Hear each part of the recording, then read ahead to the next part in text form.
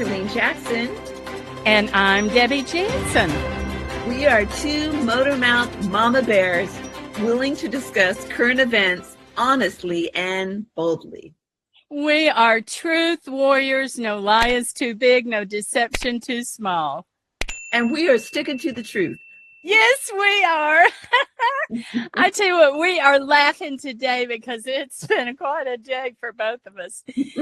But the thing I was thinking about is it's only Wednesday and already we have a huge topic to discuss for this week. I'm afraid the next 2 years are going to be a whirlwind of activity. Aren't you, Julene? Woo! It might seem that way indeed. Yeah, I don't think we're going to have any slow days because we're going to be busy and we're going to be doing all we can. But President-elect Trump is on a mission, and it seems like he's going to run through his term. Do you agree? Well, I just heard somewhere that people think he's going to remake America in his first week in office. And so, I live in D.C., so I'm being bombarded by headlines from the Washington, Post and the Wall Street Journal saying, this country is going to change before our eyes with his radical sweeping agenda.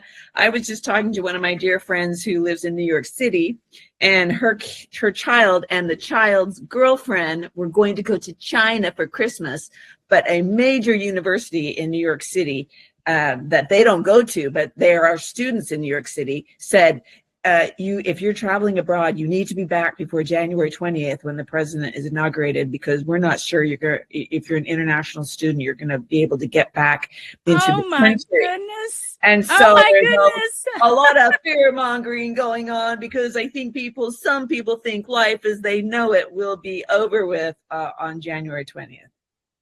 I know, and that fear is out there, but I was thinking he's already planning his first day, and I think that's packed. And I wouldn't be surprised if he rushes through his speech and waves at the crowd and says, "Sorry, guys, I got to go." Well, I got it. Yeah. I think people forget when it comes to executive orders that when Biden took office 4 years ago, he signed 37 executive orders within the first few days of his administration. That was the record number. So for people that are saying Trump wants to, be a dictator and change America, we seem to forget that Biden signed more executive orders in the first couple days than any president, any of his recent modern predecessors. And so, the problem with executive orders is they're kind of like a Band-Aid on a boilerplate, Deb. I mean, they can be overturned when the next guy gets in. And so it's kind of a temporary way to govern. And so, of course, I'm sure Donald Trump is going to put forth a lot of executive orders the first day, probably the first week. But, if you really want something to fundamentally change, it has to go through the process that our founding fathers intended, for the law to be passed through the legislative branch and to be vetted by our representatives in both houses of Congress. But we are going to see a flurry of executive orders for sure. With Trump. We saw it 4 years. We see it every 4 years, but we're seeing it more and more, this radical flip-flopping of policy. Just like Biden, most of his executive orders were to overrule or undo the Trump era policies. And so we will see that when Trump comes in again. Well, and it's great that you explain it so logically. I really appreciate that, because it's good to know that. But I'm just sitting here while you're talking, and I'm thinking about everybody's talked about America being this big ship that needs to be turned around. Well, what do you do when you turn a ship around? You slam on the brakes and you whip that puppy around and you get going in the right direction, right? Well, that's executive orders, and that's what they're going to have to do to change a few things to get us going in the right direction immediately. Right. But seriously. Well, I guess the goal would be in 4 years from now, when, Trump is no longer president, that maybe we get a J.D. Vance that can continue on with his policies. So Trump has to win the hearts of enough constituents in America that we vote in someone that will continue on his policies. Yep, and that's a big program for us coming up in the new year. I want to talk about that. Yeah. But before we get there, we have a few things to discuss about the ongoing administration. Yeah. 2 days ago, Biden pardoned his son Hunter of all charges and any other offenses he may have done within a 10-year period. He was given a full and unconditional pardon for the past 10 years. I don't think this is the normal way that pardons are supposed to work. I think a pardon is supposed to be for one conviction or one time, not for a decade. But I looked it up, and his actual pardon said from January 1st, 2014 through December 1st, 2024, some of the language in it said, including but not limited to all offenses charged or prosecuted by special counsel David C. Weiss, and then it gives the docket number and the district court and all of that. And there was 2 of those. Julene, I think you've done more legal work than I have, but this to me is a scary pardon. The attorneys I worked for used me to go over contracts and legal documents for lawsuits. My job was to look for the weasel words. That's where you could use a document for your benefit in challenging a case or find words to break a contract. So words like maybe or if or when, those were weasel words because they could open the door to interpretation. All of that was vital to winning the case. So in this situation, the words I don't feel comfortable with is including but not limited to all offenses charged or prosecuted. So if it's not limited to offenses charged or prosecuted, are there others? It feels like it's mushy, like something is out there that we don't know about, or not limited to all offenses could mean something was going on that was about to be charged but hadn't hit yet. And so this pardon will cover it. What do you think, Julene? Yeah, I mean, definitely. Don't you think this raises the suspicion of all of us that Biden is maybe afraid of Trump coming into office and, doing his investigations and unearthing more crimes or things that are not right? So he's afraid. Right. Biden is afraid of what Trump might discover. So, a lot of the claims against Hunter Biden, the statute of limitation has expired. It's run its course. The claims that he received money from China or Ukraine, and it could have been some sympathetic Department of Justice people that were covering up for the Vice President Biden, and then the President Biden, so some of those charges, because the jurisdiction that the court would have over those claims has expired. But some more recent ones, Biden will say is the tax evasion or illegally having a gun.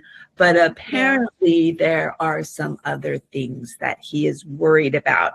So I think I heard someplace that he just wanted to do the blanket pardon right now because there's still 6 weeks that they could kind of push something, discover something or push something through the court. And he doesn't want his son to be a convicted felon. So he's just going to pardon him right now so that anything that they might unearth before January 6th will remain hidden.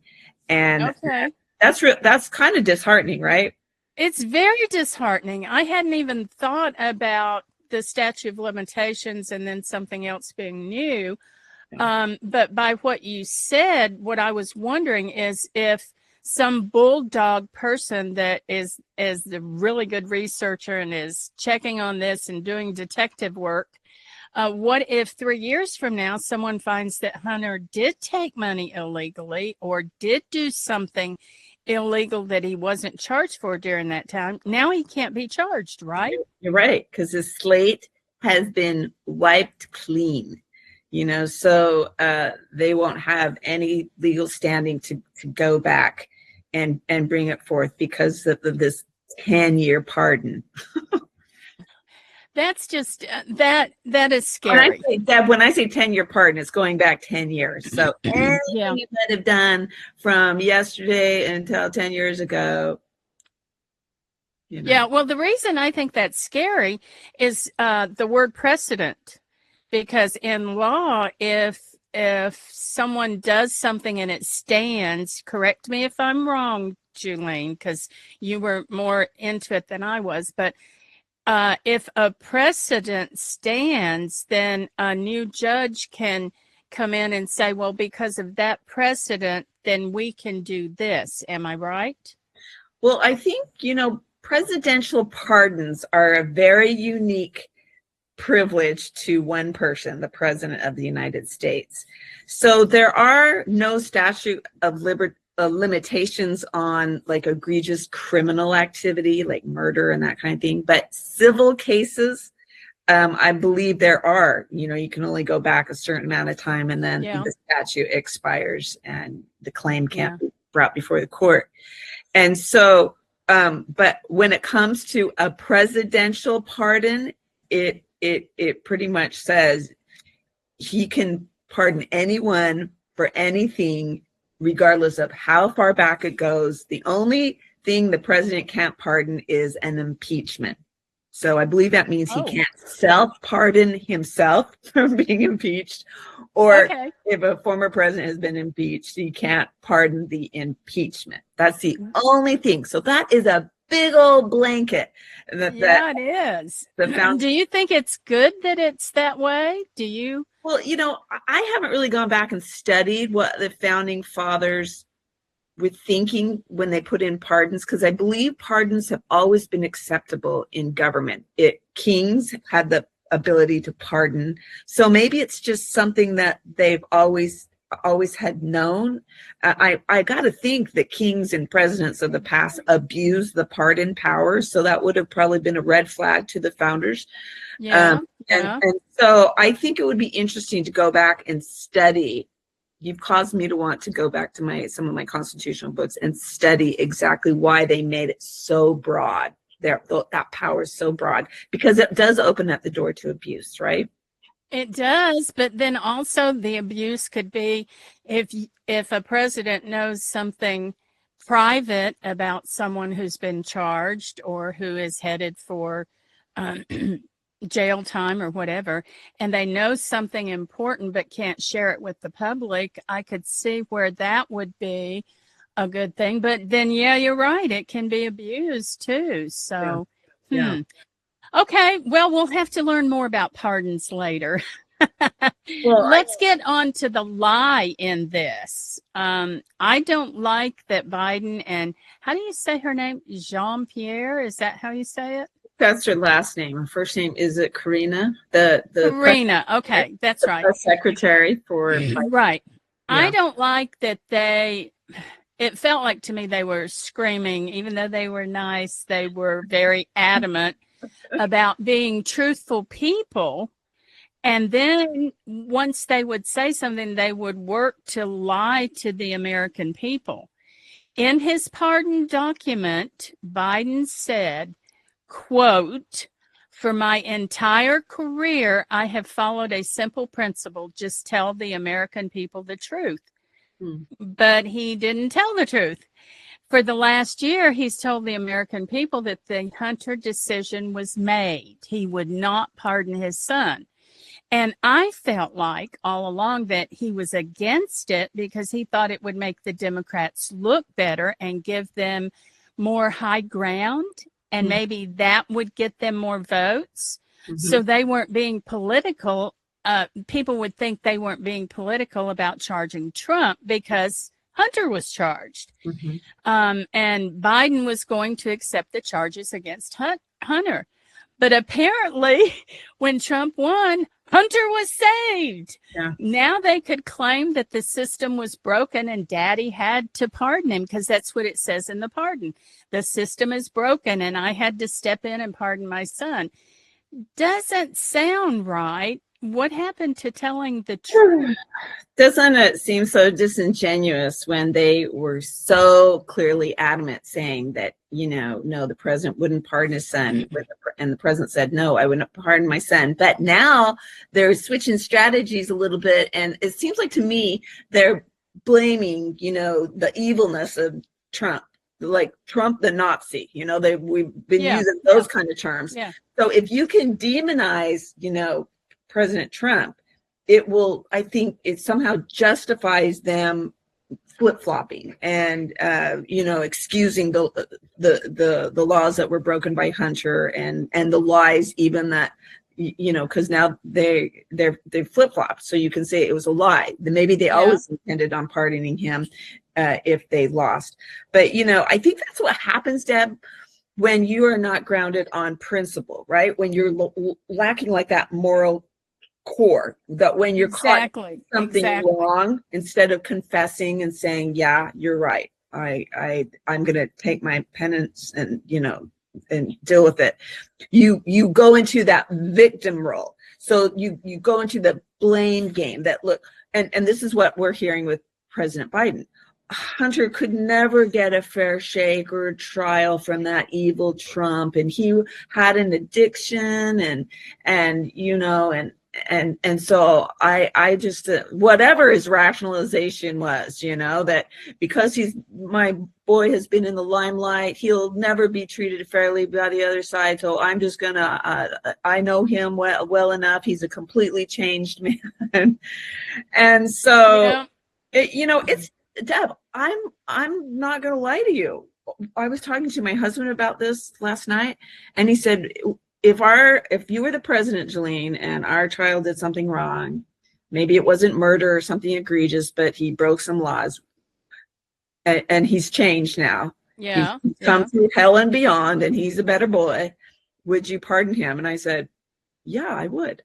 And Al said, what do you think I would do, Jolene? And I said, you wouldn't pardon him because you don't want to deny God the opportunity for him to learn and grow by living out the consequences of his actions. And I smiled and I said, well, that's why I love you, babe.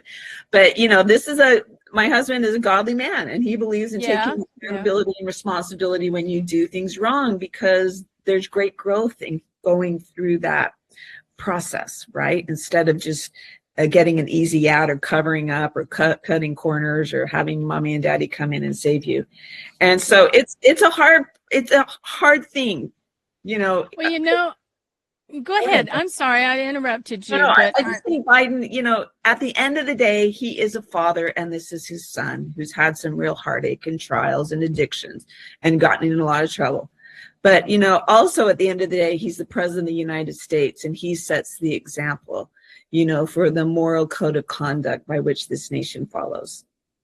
And that's exactly. And you have made some great points. In fact, you changed my mind on how to feel about this, or at least why I feel like I do. You gave us the stipulations and considerations and rules for presidential pardons. And while you was doing it, I kept thinking, well, is there anything in the law that says you can only do it for humans and not turkeys? Because they pardon a turkey on Thanksgiving, right? Anyway, seriously, what you have brought up is very good, because you made me rethink why this is bothering so many people. It's not maybe that he pardoned a family member. It's that they don't feel like Hunter has learned anything. He's not growing. He's not reformed. Maybe he's not doing drugs, but is he still selling his dad, or is something going on behind the scenes? We don't trust him. Yeah. And I was thinking while you were talking, didn't Bush pardon a cousin or a brother what was his name? Billy Bob something. I don't know. He was a drinker, and that was Clinton. I mean, look, that was Clinton. Okay. All presidents have had relatives that they're just like, oh dear Lord, let's just pardon him and not embarrass the whole family, and be done with it. But I think what Hunter has been accused of, some of these claims are pretty egregious. It's not just drunk driving or something like that. I mean, look, as I look back at all the presidents, Bush had 75 pardons, like on the last day, January 19th, or leading up to the last few days. Clinton had 100, gave 140 pardons, and Obama had the most pardons, 212. And oh my! And I'm not even talking about they can grant clemency or they can commute sentences. I'm not even including those. I'm just doing actual pardons. So they've all pardoned, but this just seems, maybe it's just because he was so adamant, President Biden, about not pardoning his son, and then it just feels like he's. I know. I get that. And what you said about how Al would feel, that, the fact that we don't feel like he's really changed or whatever, but then it also goes to the lies in this administration, the money that has been spent or taken in that was connected with some of the stuff that he's done or possibly done or allegedly done, however you want to say it. And then we start thinking about all the other lies that have been out there. It's been widely accepted that it was a lie that President Biden was doing well and going strong and completely engaged in the government and outworking everybody. I think everyone, seeing how he's reacting now, believes that that's probably not true. And now to know that he was so adamant about pardoning his son, and yet about not pardoning his son, and yet he did.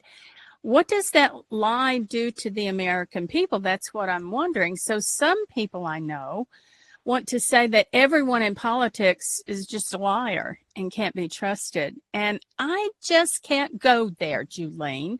Yeah. I still believe there are some good people, but we have to demand that our leaders are better than we are. We have to see us as a good country, and they must want to be honest and wise and do what's best for everyone. We are not garbage. We are not crazy. We're not ill-informed. I do know one thing, and it's what we talk about here. The American people do not like to be lied to. Yeah. And a lot of our presidents have done that. We can think of a few. You probably could. We were talking about Clinton and some of the others. And what do you think, Julene? Well, look, I mean, I wish I could say I've never lied, but I think I probably have, I mean, hopefully it's not at the level of some people, but I have lied. But I think the thing that we can all accept that maybe we have said things to cover our own behind or not to hurt feelings or whatever that is. But ultimately, I think, and this is why, those beautiful 5,000-year leaps, those principles of liberty which this nation was founded, it says that, in order for this free people, this free form of government to exist, people must stay morally strong and virtuous. And that means being honest and integritous. And as they do that, they will want to elect those kind of leaders, righteous, morally strong leaders that are tied into God's law, the 10 Commandments, to not steal or to cheat or to bear false witness, or to lie. And so we're all human. We all are going to do some of those things to a bigger or lesser degree. But, it doesn't feel good when, you look to God for approval and you're lying. I mean, there's something within you that kind of writes that course or that tendency. Yeah. And so, no one is going to be perfect, but when you are aligned with God, you want to self-correct. You want to self-govern yourself. You don't want to do as much bad as you can because no one is watching you and you can get away with it. Having integrity is making the right choices when no one is watching. Okay. Right, and so those are the kind of leaders that we have the responsibility to vet, to be prayerful about, and to elect, knowing that, everyone has had misdeeds in their past. But, if they're trying to continually right the ship and, adhere their life to God's laws, he's he is going to be merciful upon us, and then that leader is is going to be able to be led by forces that only he and his creator are aware of. And that's exactly what we need. And you are exactly right, as always. There's never been a perfect citizen or a perfect public servant. Yeah. We don't elect pastors. We don't elect Jesus. We're just human people trying to do our best. Nixon didn't tell the truth. Clinton didn't tell the truth. In fact, he didn't know the definition of the word is. But I don't want to expect our leaders to lie. It's one thing to accept that maybe they're not perfect. It's another thing when you expect them to lie. That's a terrible way to live. And I don't want to believe that our country is bad. I want to believe our country is good, that our people are good, and that we can continue on this journey in this people's republic. Right. Hope is priceless. Wouldn't you agree, Julene? Absolutely. Hope, love, and gratitude will help you begin to build a better life. When I was writing the book, Praying for America and the Army of God, I posted this statement online, and we'll see if you agree with it. Government cannot change people. Political rhetoric will not change attitudes. Marketing ideas will not grow better men. America's problems are rooted in hearts. When people change their heart, all social problems will decrease. When hearts are evil, hurting, sad, depressed, selfish, controlling, dysfunctional, or intentionally cruel, the only solution is the transformation found in a life dedicated to a higher purpose, to God. Only a belief in that higher purpose, only a belief in Jesus Christ, and only a changed heart will revitalize America. Do you agree, Julene? Oh, that is powerful. I mean, you have spoken truth, that studying and emulating the life of our Creator will transform and change our behavior way more than just talking about the behavior, or talking about the medication you can get to change the tendency, or the counselor you can go to. When you align yourself with a master healer, that can kill and course correct and change a heart and transform you from the inside out, and all those other things try and change you from the outside in, and it doesn't work that way. It has to be an internal shifting and transformation, and that comes from following, the master of the universe, Jesus. Right. Jesus Christ, who I haven't even said, Deb, you look so cute in your Christmas red with the Christmas tree and the little book and all the symbols of this beautiful Christmas season where we can really more freely speak of this Christ child and the miracle of that wee little babe. And so that is ultimately, Deb, don't we always come back to we do. And I think that's why this country has lasted as long as it has. It was created by men who may have been flawed, but they had that inner desire for that higher power and to do the right thing. And I think it made a difference in how they created our democracy and our government and what they wanted for us. And that's why we've lasted so long. Don't you agree? Oh, I mean, we haven't really even gotten into it, but if you just look at our early founding fathers, George Washington, some say it's a folk tale that he tried to lie about cutting down a cherry tree when he was 6 years old. And then he said, "That, Papa, I can't tell a lie." I mean, whether he said it or not, it makes a lot of sense. He would say something like that just because of, anyone that studies his character knows he was an integritous, honest man.